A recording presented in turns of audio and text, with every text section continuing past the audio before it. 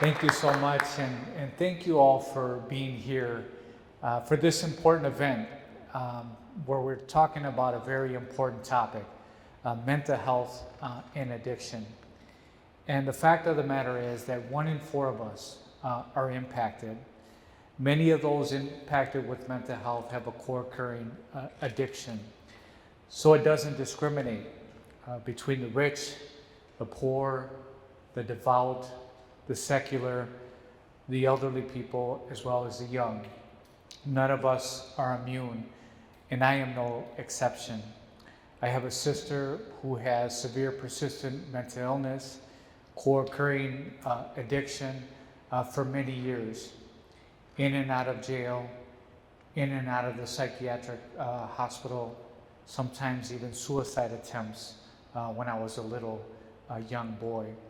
But there is hope. When my daughter was born, Angelis, 20 years ago, my mother told my sister that if she doesn't start adhering to treatment and start taking her medications, she wasn't going to be able to see Angelis. And for that, it really triggered her, and it compelled her to start getting treatment and stop using drugs. So thankful that she did that. She did relapse once, about 8 years ago, but she received services from an organization like LSS and a facility like Affinity House, and she was been on her path to recovery ever since. And so this personal experience really draws me to this work. And I feel so blessed that I could be part of LSS, this wonderful organization who serves individuals who have incredible odds stacked up against them.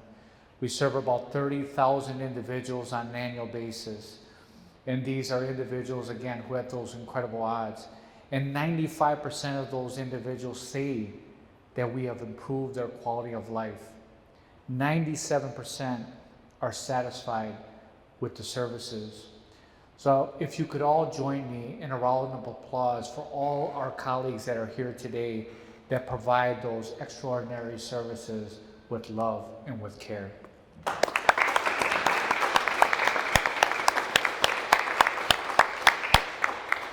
Thank you so much.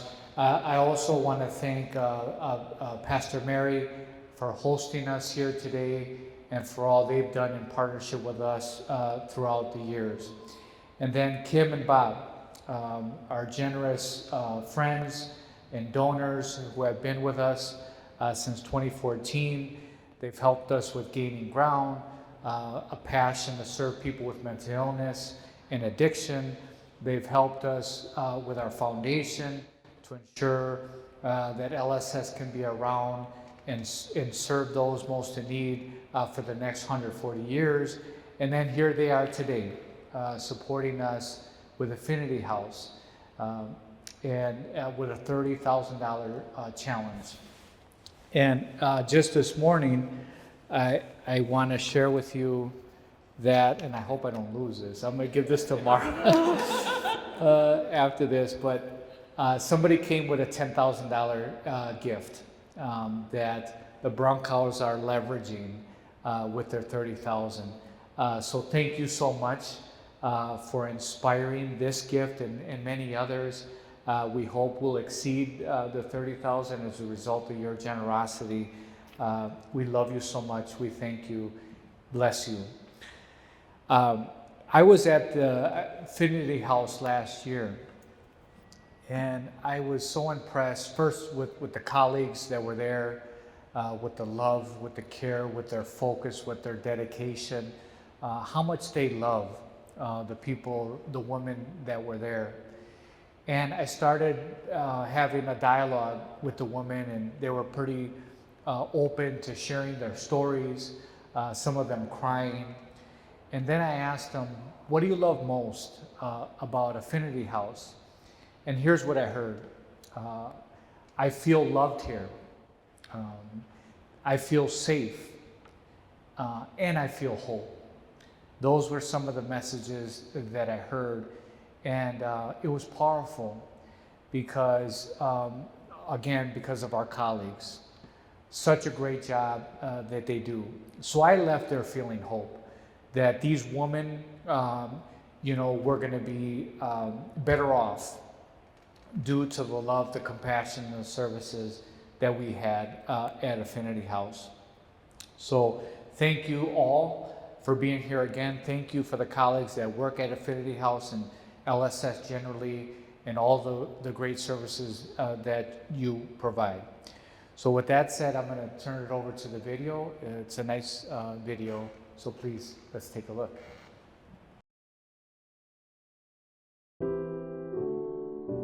This is a letter that was written by one of our current residents, and she just wanted to share her appreciation for her treatment and her program and her recovery. She starts, "I am doing myself and my kids right now, no one else. Today starts a new day. The past hurts, that's why it's the past. I'm living for today and tomorrow and every tomorrow after that, not yesterday or the day before that or the day before that one. I'm moving on with my life from all the substance abuse, people abuse, and the abuse I subjected to other people. Since I've been here, the 20 days, I have had a great experience, and every day that I am here, I am more positive and more ready to get deeper into my program.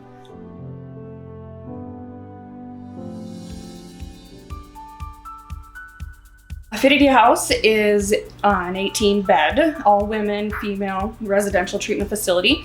We are contracted with the Department of Corrections. So we are an LSS program. All of our residents are currently on probation. Did they break the law? Absolutely. Did that land them here? Yes, it did. But they're working on making changes, and change is hard. It really helps build women up. We're here to build them up. We're here to show them that, hey, there are all these other women who are struggling just like you, and you're not the only one, and we're here to help. Our program is on average 90 days. We don't have a set number of days, but when they're here, they are working on 2 different treatment plans for the first 21 days of their program, and then they have another treatment plan for that secondary phase of their program. Group education, group therapy, we do individual counseling as well, focusing on that, again, substance use, relapse prevention, reintegrating them into the community. So there's the transitional piece of our program as well. People just think we're a group home, that we just house people, and we're a lot more than that. We're more than just they're here. We're, again, that treatment aspect, reintegration to the community, really getting them to what is sobriety, what does that look like for them long term. The coping skills, the communication skills, relationship skills. Most of them don't have good relationships with anybody, and so starting from the ground up and rebuilding everything. A lot of our clients come in with misconceptions, and I think community members might have misconceptions about sobriety equaling recovery. But sobriety is not recovery. Sobriety is a piece of recovery. Recovery is changing all of that old stuff of your old lifestyle and sort of transforming into something new. Just because they have a drug addiction and because they've been struggling doesn't mean that they aren't human just like the rest of us. They're people, and those people have feelings, those people have lives, they have kids, they have families, and they're just trying to get back to that. And that is what Affinity does, is we help them get there.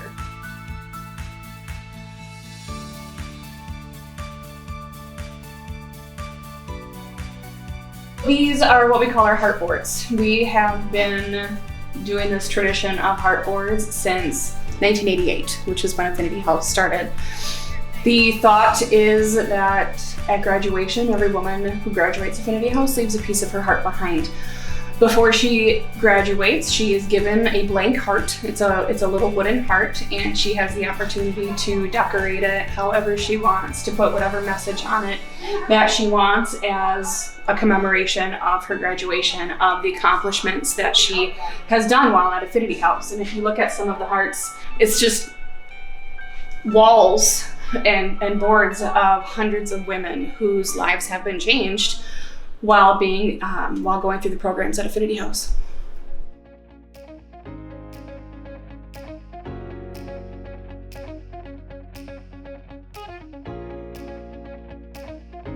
There are definitely some updates that could happen at Affinity House. This house has been here since the 80s. It's always been a group home. It started out as a youth home, and then it became the treatment facility that it is today. The carpet, I can't even tell you how old the carpet is, and there are some spots that are worn and rough. When we're able to improve where we're living, it has an impact on our quality of life. If we are feeling safe and comfortable in our home, we're going to feel safe and comfortable to do the work that we want to do on ourselves. And our security system is another thing that we want to look at upgrading and improving. Better security helps keep our women safe and it helps keep our staff safe, but just continuing to improve that and the upkeeps that need to happen so that our staff feel safe and so that our residents feel safe, because if they don't feel safe, they're not going to focus on their treatment.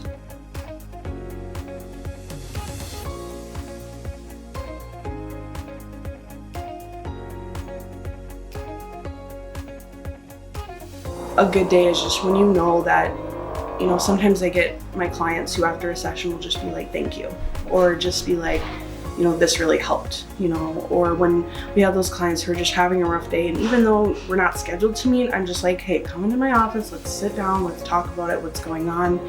Those to me are like the best moments of the day, and that's when I know, like, okay, today was a good day. I know that I did something right to, you know, at least help them get through that day, even if the next day is coming or not great. You get a gal who comes in and hates the world, hates everybody, thinks that we're just here for paychecks.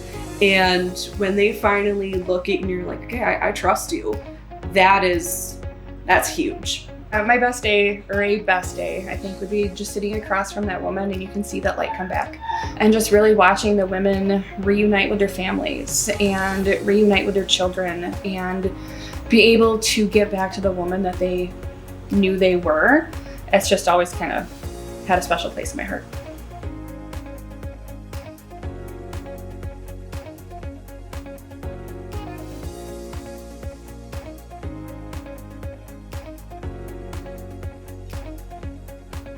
We all have struggles. I think every single person on this planet has struggles, some more than others. And some of our gals have been dealt a really not so great hand in life and dealt with things the best that they could with what they had, which unfortunately has led them here. All of our clients here are here because they want to be here. They might choose this over prison, which you might say, well, that's not really a choice, but it is. They could choose going to prison. They could choose to run away, and they don't. They choose to stay here because they have families outside of here. They have goals outside of here. They have things that they want to accomplish. They have women that they want to become that's bigger than what's here. And it's not just criminals or just addicts. They're women who are really trying to figure out their recovery and trying to figure out their life. And I think, again, we all make mistakes and we all kind of just need another chance.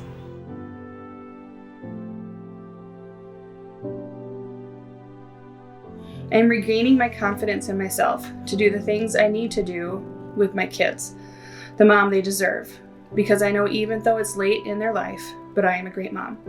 This inner force inside me gets stronger and stronger, which improves me to feel safe and know that this program is working in me. Thank you for putting me in the places I need to be for today.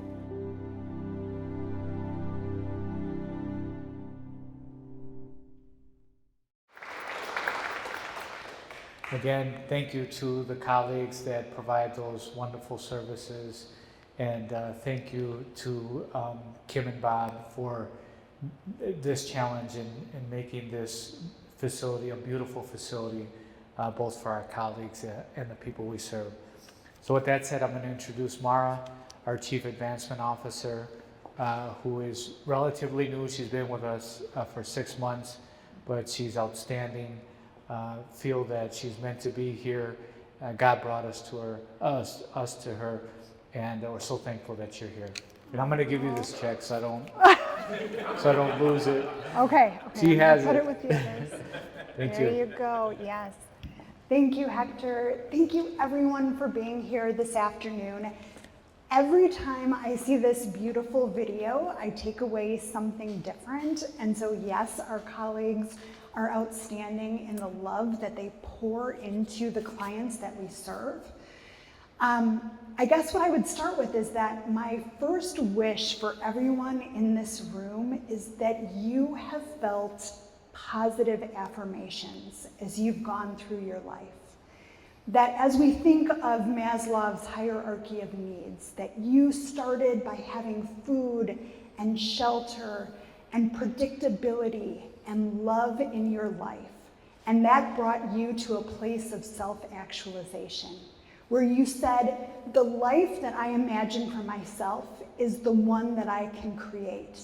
And it's not because I did it all on my own, it's because as I went through my life, I had people who believed in me, who invested in me, who let me know that I am worth it.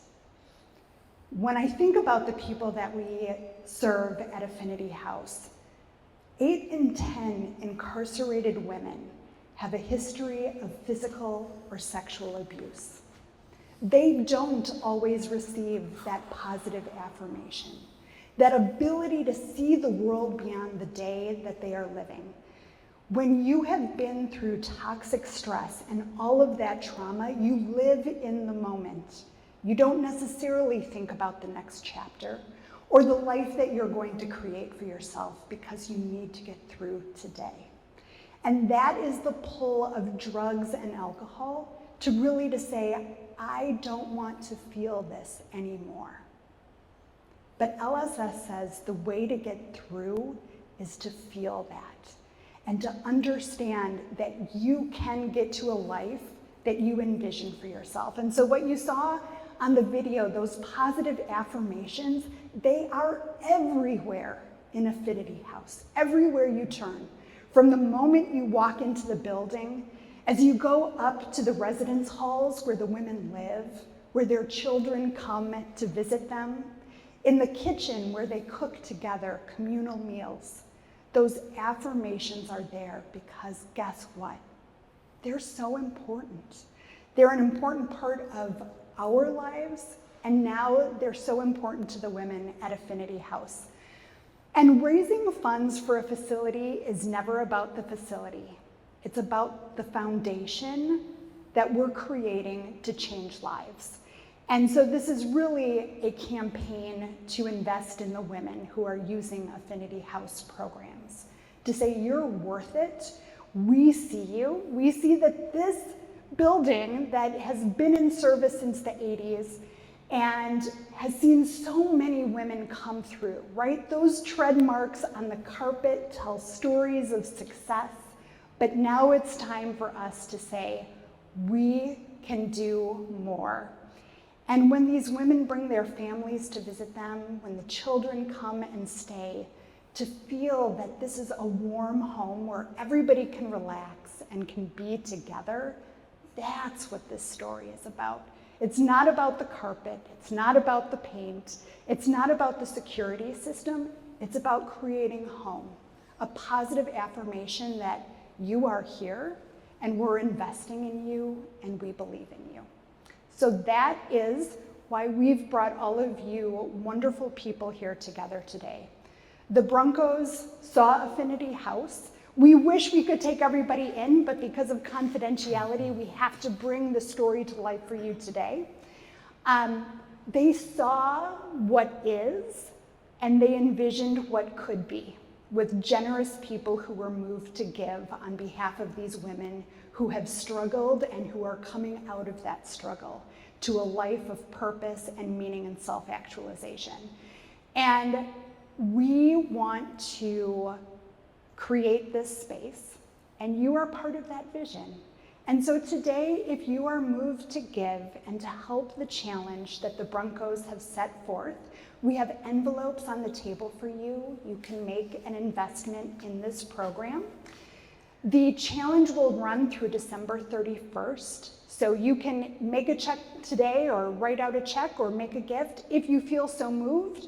If you want to ask questions and say, how will these dollars be invested? And you want to learn more, you can ask Hector, myself, Paul, any of the wonderful staff members who are here today who would happily talk to you about this. Or if you say, I know other people who should hear this story and should be part of this success, we're going to follow up with you to send you a link to this video, as well as information that can be sent to others. Because one of the things that I love about my role, people say, isn't it really hard to be a fundraiser? And I say, it's one of the best roles in the world, because what you're doing is you're seeing a need And you're helping to bridge that need to people who want to make a difference, who part of their own self-actualization is to invest in others and to invest in really wonderful organizations like LSS. And we can do this together. And it's about collective impact. And so thank you for being here. Your presence means so much to us. And again, if you have questions, please let us know. In fact, I'll pause for a minute in case there are any in the room.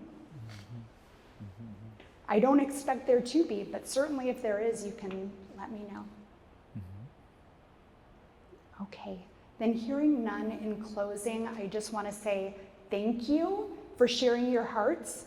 I picked up one in the morning session that really spoke to me, and I picked up one today that I think speaks to that idea of creating hope for yourself and creating a new future.